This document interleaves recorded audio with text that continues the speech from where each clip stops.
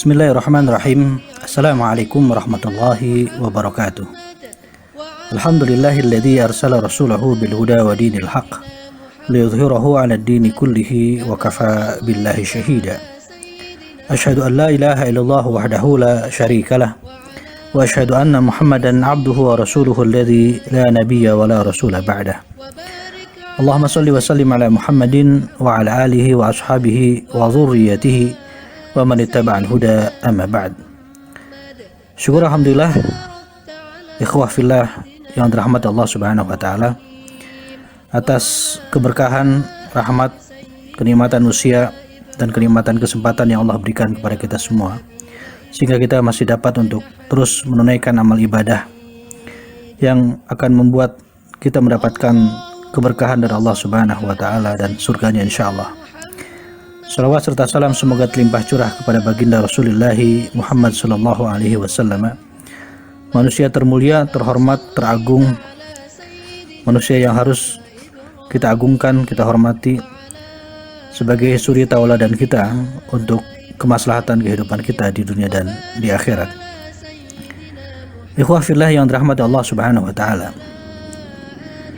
Tidak lama lagi kita akan menjumpai salah satu hari raya setelah hari raya Idul Fitri yang telah kita lalui beberapa waktu lalu, yakni hari raya Idul Adha, di mana ada syariat untuk melaksanakan kurban, syariat untuk melaksanakan sholat Id dan lain sebagainya. Ada banyak hal kita lakukan, ada banyak hal kita pelajari, ada banyak hal yang kemudian kita ambil hikmah dan pelajaran dari syariat kurban dan Idul Adha. Namun, tahukah antum bahwa setiap kali kita berkurban ada satu hikmah kurban yang hilang, terlewat, terlupakan, atau bahkan kita tidak tahu sama sekali salah satu hikmah tersebut. Dan tentu saja antum juga mengetahui bahwa kurban adalah ujian kecintaan. Kecintaan kita kepada Allah Subhanahu wa taala diuji dengan kurban. Allahkah yang lebih kita cintai daripada harta benda, atau harta benda yang lebih kita cintai daripada Allah? Karena kurban bermakna qurbah ilallah, upaya menjadikan apapun milik kita sebagai jalan mendekatkan diri kepadanya. Hal inilah yang Allah tegaskan kepada kita dalam firman-Nya, di mana Allah sebutkan, katakanlah, jika bapak-bapakmu, anak-anakmu, saudara-saudaramu, istri-istrimu, keluargamu, harta kekayaan yang kamu usahakan, perdagangan yang kamu khawatirkan kerugiannya, dan rumah-rumah tempat tinggal yang kamu sukai, lebih kamu cintai daripada Allah dan Rasul-Nya serta berjihad di jalannya, maka tunggulah sampai Allah memberikan keputusannya, dan Allah tidak memberi petunjuk kepada orang-orang yang fasik. Quran Surah At-Taubah ayat 24.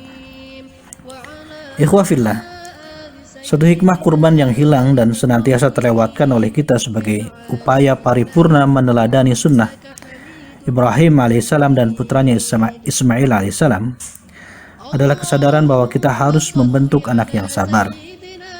Mari kita renungkan kisah yang dipaparkan Allah Subhanahu wa taala dalam surah As-Saffat ayat ke-102. Maka ketika anak itu sampai pada umur sanggup berusaha bersamanya, falamma balagha ma'hu sa'ya, lalu kemudian Ibrahim berkata, wahai anakku, sesungguhnya aku bermimpi bahwa aku menyembelihmu. Maka fikirkanlah bagaimana pendapatmu. Fanzur madza tara. Lalu Ismail menjawab, ya abati fa'al ma tu'mar. Wahai ayah, lakukan apa yang Allah perintahkan. Satajiduni insyaallah minas sabirin. Engkau insyaallah akan mendapatiku termasuk orang yang sabar. Saatnya antum, ikhwah fillah, sekarang mengatakan kepada anak antum, nak, tadi malam Abi bermimpi bahwa Allah memerintahkan Abi untuk menyembelihmu. Lalu apa pendapatmu? Kira-kira ikhwah fillah, apa jawaban yang akan antum dapatkan dari anak antum itu? Mungkin bukan saja penolakan yang akan antum dapatkan, tetapi juga perlawanan. Abi macam apa engkau? Justru aku telah lama berniat menyembelih Abi. Begitu mungkin bisa jadi kira-kira jawabannya. Tidak mungkin itu dilakukan. Mana ada seorang ayah, seorang bapak akan tega menyembelih anaknya? Ayah semacam apa itu? Mungkin itu juga kira-kira sanggahan antum ketika diwajibkan menyembelih belahan hati antum. Tapi tidak dengan yang terjadi pada Ibrahim alaihissalam dan putranya Ismail alaihissalam. Apa jawaban seorang anak soleh? Lakukanlah apa yang diperintahkan Allah. Subhanallah, Masya Allah. Ayah seperti apa, bapak seperti apa yang sukses luar biasa menjadikan anaknya memiliki kesabaran yang demikian dahsyat.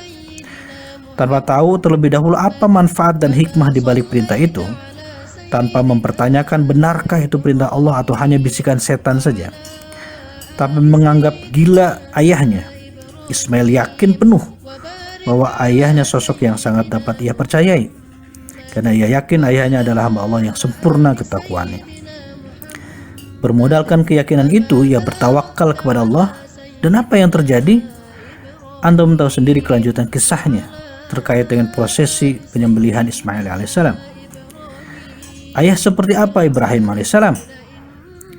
Ibrahim yang sebelumnya siang malam dengan penuh harap memohon diberikan anak yang solih, usia yang sudah senja, tantangan dakwah begitu banyak, risalah harus tetap berlanjut sementara kader penerus perjuangan belum juga muncul.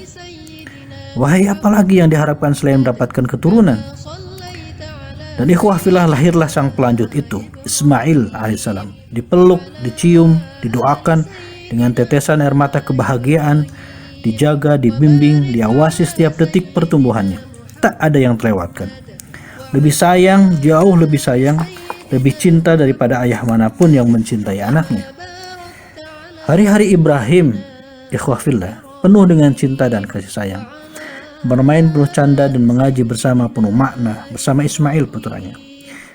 Ia harus senantiasa hadir saat belahan jiwa itu akan terlelap tidur dan sudah siap dengan senyum mengembang saat sang buah hati membuka kedua kelopak matanya di subuh hari. Lalu wahai para ayah, akankah seorang ayah seperti Ibrahim alaihissalam ini tega menyembelih anaknya? Allah, ia jauh lebih tidak tega melebihi orang tua manapun yang tidak tega saat diperintahkan untuk menyembelih anaknya. Namun Ibrahim alaihissalam lebih mencintai Allah dalam segala urusannya, hatta cintanya kepada buah hatinya sendiri. Sekarang bertanyalah kepada diri antum sendiri, wahai ikhwah fillah. Jika Allah memerintahkan antum untuk menyembelih buah hati antum, apa yang antum pikirkan dan apa yang akan antum lakukan? Akankah antum meneladani Ibrahim alaihissalam seperti pengakuan antum selama ini dengan taat kepada Allah, atau justru antum lebih baik ingkar akan ketentuan Allah Subhanahu wa taala?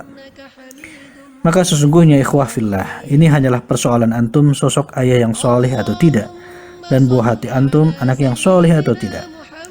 Siapakah yang harus memikul tanggung jawab ini? Antumlah wahai para ayah, para orang tua. Antum telah menerima amanah untuk menjadikan diri antum hamba-hamba yang soleh, dan teramat penting menjadikan buah hati antum anak-anak yang soleh pula. Sampai antum mampu mentaati perintah Allah yang paling mustahil sekalipun, dan sampai buah hati antum siap menerima apapun keputusan Allah yang diberikan kepadanya. Ikhwah fillah, antum diamanahi untuk tidak meninggalkan generasi yang lemah yang antum khawatirkan masa depannya. Allah Subhanahu wa taala telah mewanti-wanti kita dalam surah An-Nisa ayat ke-9. Wal yakhshal ladzina law taraku min khalfihim dzurriyyatan dhi'afan khafa 'alaihim falyattaqullaha wal yaqulu qawlan sadida. Dan hendaklah takut kepada Allah orang-orang yang sekiranya mereka meninggalkan keturunan yang lemah di belakang mereka, yang mereka khawatirkan terhadap kesejahteraannya. Oleh sebab itu, hendaklah mereka bertakwa kepada Allah, dan hendaklah mereka berbicara dengan tutur kata yang benar. Wahai ayah, jelas kita harus khawatir jika kita meninggalkan anak kita tak berharta, sehingga keturunan kita hanya bisa mengharap belas kasih orang. Namun ikhwah fillah, yang lebih harus kita khawatirkan adalah ketika anak-anak kita tidak mendapat bekal keimanan dan ketakwaan sepeninggal kita. Harta kekayaan tidak akan secara otomatis menyeret buah hati kita ke neraka Allah. Tapi jika buah hati kita tidak memiliki keimanan, azab Allah Subhanahu wa taala sudah siap menantinya, termasuk orang tuanya yang tidak membekali anaknya dengan keimanan. Maka sungguh ini apa yang diwasiatkan Ya'qub alaihissalam menjelang wafat kepada anak-anaknya, seperti Allah kisahkan di surah Al-Baqarah ayat 133. Apakah kamu menjadi saksi saat maut akan menjemput Ya'qub ketika dia berkata kepada anak-anaknya, berwasiat kepada anak-anaknya, apa yang akan kamu sembah sepeninggalku? Mereka menjawab, kami akan menyembah Tuhanmu dan Tuhan nenek moyangmu, yakni Ibrahim, Ismail, dan Ishak, yaitu Tuhan yang Maha Esa dan kami hanya berserah diri kepadanya. Apa yang akan kamu sembah sepeninggalku? Itu pertanyaan wasiat dari orang tua kepada anak-anaknya. Bukan apa yang akan kamu makan sepeninggalku. Jadi semestinya kita para orang tua jauh lebih mengkhawatirkan terkait dengan kondisi iman, kondisi takwa, kondisi ketauhidan anak-anak kita ketika kita akan meninggalkan mereka daripada kondisi ekonomi mereka. Sehingga Nabi Yakub juga nabi-nabi seluruhnya meneladankan kepada kita untuk mengokohkan keimanan, ketakwaan keturunannya sebelum mereka meninggalkan keturunannya tersebut.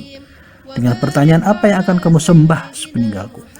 Dengan harapan dan keyakinan serta keinginan agar hanya Allah Subhanahu wa taala yang disembah oleh anak cucu keturunannya. Tidak dengan pertanyaan, bukan dengan pertanyaan apa yang akan kamu makan sepeninggalku. Ma ta'buduna min ba'di laisa ma ta'kuluna min ba'di. Apakah hal yang sama ya ikhwah yang akan antum katakan saat antum nanti sakaratul maut kepada putra-putri antum, berwasiat kepada mereka? Maka wasiat terbaik adalah wasiat ketakwaan untuk menjaga keselamatan dan kemaslahatan keturunan kita di dunia dan di akhirat.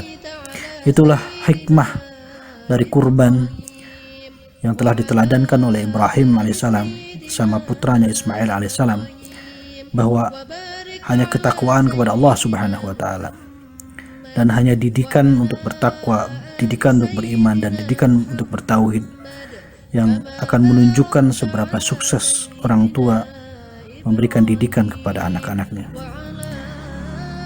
Hikmah yang kita petik, satu diantaranya adalah pendidikan terbaik dan pendidikan awal yang harus kita tanamkan kepada anak-anak kita adalah pendidikan tauhid, menanamkan iman, menanamkan takwa, menanamkan kepercayaan yang penuh kepada Allah Subhanahu wa taala, sehingga kemudian kita mendapatkan rahmat, keridhaan dan keberkahan dari Allah Subhanahu wa taala.